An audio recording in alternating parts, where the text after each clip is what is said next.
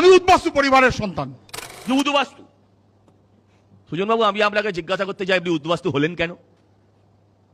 আপনি উদ্বাস্তু হলেন কেন?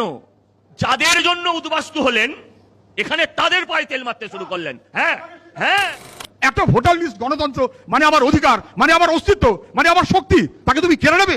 এই সুজন বাবুদের খুড়তো ভাই, মানে যারা আলট্রা লেফট বলে, নিজেদের নকশালাইট বলে, নকশাল বলে, তারা রাস্তায় চিৎকার করে বলছে যে আফগানিস্তান থেকে আসা, পাকিস্তান থেকে আসা, মায়ানমার থেকে আসা, বাংলাদেশ থেকে আসা লোকেদের ভারতীয় নাগরিকত্ব দিতে হবে।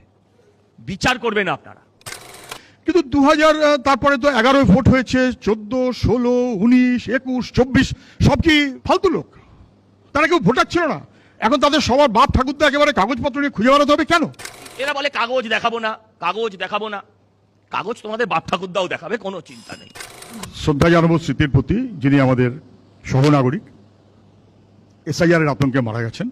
যে ধরুন প্রদীপ কর, এসআইআর এই করতে গিয়ে মারা গেছে। রাতারাতি মারা গিয়ে একদম লাইম লাইটে যে মানুষটা চলে এসছেন মরার কয়েক ঘন্টার মধ্যে, মানে বিশ্বাস করুন মরলে বোধহয় শকুনও এত তাড়াতাড়ি আসে না। খোঁজ নিয়ে জেনেছি কিছুদিন আগে উনি ভেলোর গেছিলেন চিকিৎসার জন্য।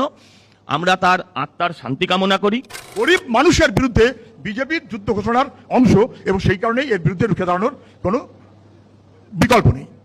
আপনি আমরা সবাই 5 বার 7 বার 10 বার ভোট দিয়েছি। 24-এ দিয়েছি, 21-এ দিয়েছি, তার আগে দিয়েছি। এই সব ভোটগুলো ফালতু, শুধু 2002।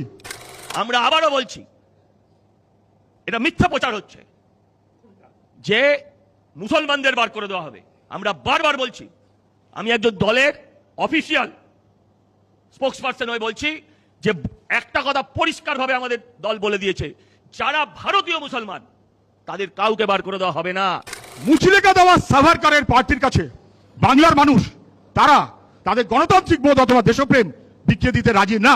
যে কোনো মানুষ যদি অসুবিধা বোধ করেন, আমাদের কাছে এই সমস্ত ভোটার লিস্ট থাকবে।